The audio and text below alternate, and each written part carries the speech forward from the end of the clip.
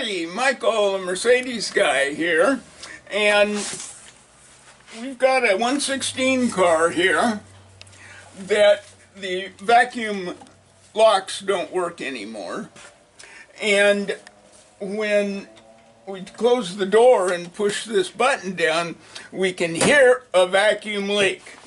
So I've got the door panel off already, and for the 116 door panel removal, go to my 116 playlist, and I've got it on there in a couple places. So what we have here on the driver's door, and this is the same on earlier and later cars, they don't have a vacuum diaphragm here for the door lock. It's actually a manual lock, and it actuates this valve which locks and unlocks the other doors. So this valve obviously has a leak. I already checked, and now if this grommet was gone, then yes, tubing could be bad from being worn through by the sharp metal, but this is a good grommet, so the tubes are fine. So this is the problem. Yeah, those are all tight, so we're going to replace this valve, which is pretty straightforward. We'll just take those two screws out.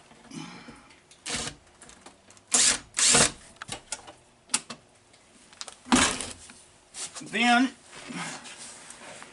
there is a link right here, and if you're kind of careful, you just do that. Don't let this drop down in the door, but you have to retrieve it. So yeah, we'll replace this actuator here, and to get the tubings, the rubber parts off, the easiest way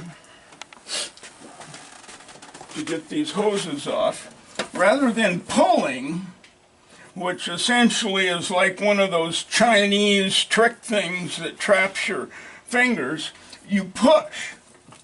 So you push on the hose, and it actually makes it slightly bigger. Now you want to keep track of the order here. So we've got green, yellow, red.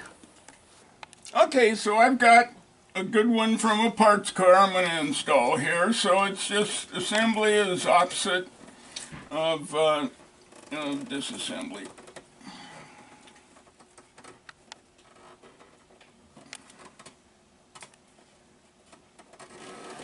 Again, green, yellow, red. And put the screws in, and we'll have a test. Now, before you put the screws in, of course, you want to hook this up.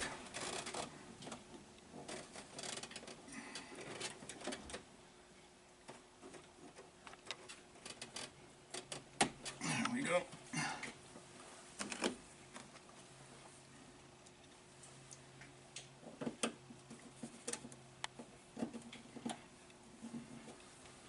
And you don't tighten up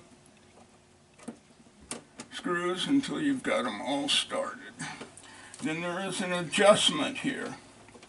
So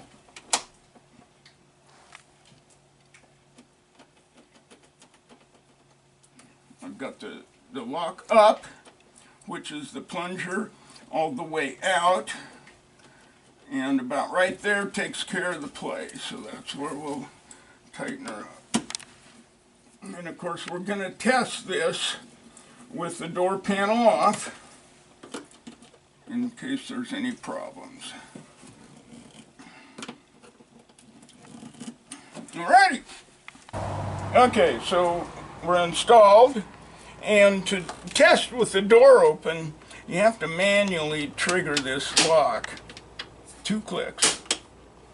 Then you can lock the door, and it works.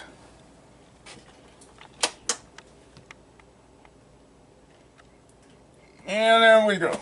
And then, of course, to close the door, we've got to release that. So, we fixed it.